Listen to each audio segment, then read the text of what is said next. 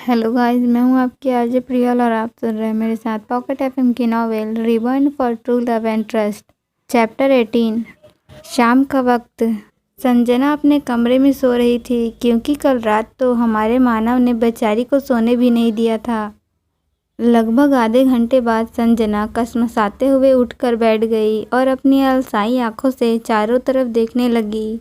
उसे समझ नहीं आ रहा था वो यहाँ कैसे पहुँची। वो तो अपने पापा की गोद में थी। तब संजना ने सोचा शायद पापा ने मुझे मेरे कमरे में लाकर सुला दिया होगा। ये सोच संजना ने घड़ी में टाइम देखा तो शॉक्ड हो गई। इस वक्त दोपहर के 2 बज रहे थे। तब संजना खुद से ही बड़बड़ाते हुए जल्दी से उठी और वॉशरूम में जाते हुए बोली, हे भगवान, मैं भी ना कितना सोती रह जाती हूँ आजकल। क्या सोचेंगे सब मेरे बारे में, कैसी लड़की है इतनी लेट तक सोती रहती है।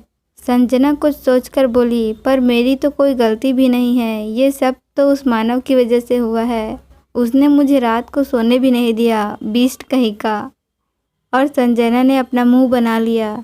अब तक संजना मानव को कोसते हुए ना जाने कितनी गालियाँ। संजना आधे घंटे में तैयार होकर नीचे सबके पास गई। इस वक्त घर में दादा दादी जी, संजना की माँ और बड़ी माँ थे। सब लिविंग रूम में बैठे शाम की तैयारी के बारे में बातें कर रहे थे और हर्षवर्धन जी और रणविजय जी कुछ सर्वेंट्स को कहकर बगीचे को साफ करवा रहे थे। रात में बैठने के अरेंजमेंट्स करने का ऑर्डर दे रहे थे और बाकी सब किसी न किसी काम से बाहर गए थे। संजना आकर अपने दादा दादी जी के पास बैठ गई। जब सबने संजना को देखा तो सबके चेहरों पर मुस्कान आ गई। संजना ने दादी जी से अपनी प्यारी आवाज़ में पूछा, ये किस चीज़ का डिस्कशन चल रहा है? आप लोग किस चीज़ की तैयारी कर रहे हैं? अरे जान, आप भूल गई, आज शाम को मानव अपने दादाजी और भाई दोस्तों के साथ डिनर पर आ रहा है, आपका हाथ मांगने। दादी जी ने संजना के गाल को सहलाते हुए कहा। हाथ मांगने? पर वो दीदी के हाथ का क्या करेंगे? शैली ने दादी जी के पास आते हुए कुछ सोचते हुए पूछा। शैली एक मेड है जिसका जिक्र पहले भी आया था। शैली के ये कहने पर सबने अपनी गर्दन हिला दी, जैसे कह रहे हो इसका कुछ नहीं हो सकता। दादी जी ने शैली को अपने पास बुलाते हुए कहा, शैली बेटा, जो चीज़ आपके पास ना हो उसका इस्तेमाल नहीं करते। शैली ने सोचा उसके पास क्या चीज़ नहीं है जिसका इस्तेमाल उसने किया है, लेकिन उसके सोचने से भी उसे कुछ समझ नहीं आया। तो उसने दादी जी से पूछा, किस चीज़ का इस्तेमाल दादी जी? दादी जी ने तुरंत जवाब दिया, दिमाग का, क्योंकि तुम्हारे पास वो है ही नहीं बेवकूफ़ लड़की। हाथ मांगने का मतलब होता है हमारी जान के लिए रिश्ता लेकर आ रहे हैं, समझी? शैली ने तुरंत पूछा, किसका रिश्ता लेकर आ रहे हैं दीदी के लिए? दादी जी ने इस बार थोड़ा शैली से तेज आवाज़ में कहा, हे भगवान, आपने इसे भेजा तो भेजा, पर भेजे में भेजा ही नहीं भेजा। शैली ने फिर कुछ सोचते हुए पूछा, क्या नहीं भेजा दादी जी?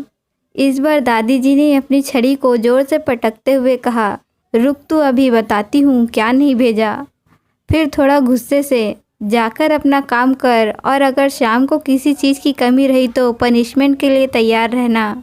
मैं तुमसे पूरा स्टोर रूम अकेले साफ करवाऊंगी, याद रखना। दादी जी की पनिशमेंट वाली बात सुनकर शैली वहाँ से 9-2-11 हो गई, वो भी अपनी बदतीसी दिखाते हुए। शैली को वहाँ से ऐसे भागते देख सब जो अब तक अपनी हंसी कंट्रोल करके बैठे थे ज़ोर ज़ोर से हंसने लगे। ऐसे ही शाम को पता नहीं चला और शाम के 5 बज गए। तब दादी जी ने संजना को देखकर कहा, जान, आप भी अपने कमरे में जाकर तैयार हो जाओ क्योंकि सिंह फैमिली 7 बजे तक आ जाएगी। हमने आपके लिए आपके कमरे में कपड़े और ज्वेलरी रखवा दिए हैं, आप वही पहनना, ठीक है? ठीक है दादी माँ, कहते हुए संजना अपने कमरे की ओर चली गई। संजना के जाने के कुछ देर बाद ही चारों लड़के भी घर आते ही उन्होंने सबसे पहले अपनी जान के बारे में पूछा। तब दादी जी ने उन्हें बताया कि वो अपने कमरे में गई है तैयार होने के लिए। तो वो चारों भी अपने कमरे में जाकर फ्रेश हुए और तैयार होकर अपनी जान के रूम में चले गए, क्योंकि सुबह से उन्होंने अपनी जान को ठीक से देखा नहीं था। चारों संजना के कमरे की ओर गए तो संजना वहाँ नहीं थी। तभी उन्हें क्लोजेट रूम का दरवाज़ा खुलने की आवाज़ आई। सबने उस ओर मुड़कर देखा तो सामने संजना खड़ी थी, जिसने अभी एक पिंक कलर का शिफॉन की साड़ी पहनी थी। जिसके बॉर्डर और पल्ले पर डायमंड का काम किया गया था। चेहरे पर हल्का सा मेकअप, आँखों में काजल और होठों पर पिंक कलर की हल्की सी लिपस्टिक, खुले बाल, माथे पर बिंदी, कानों में झुमके और हाथ में महंगी घड़ी और दूसरे हाथ में प्लेटिनम का ब्रेसलेट। आज संजना बहुत सुंदर लग रही थी कि कोई भी उसे देखे तो होश खो दे। इस वक्त संजना के चारों भाई एकटक संजना को देख रहे थे। संजना ने चारों के पास आकर अपनी नीली आंखों को टिमटिमाते हुए पूछा, कैसी लग रही हूँ भाई? बोलकर संजना ने क्यूट सा फेस बना लिया। सो गाइस, आज के लिए बस इतना ही। मिलते हैं नेक्स्ट चैप्टर के साथ। अगर आपको आज का चैप्टर पसंद आया हो तो please like, share and subscribe to my channel. और आगे जानने के लिए सुनते रहिए reborn for true love and trust. Bye everyone.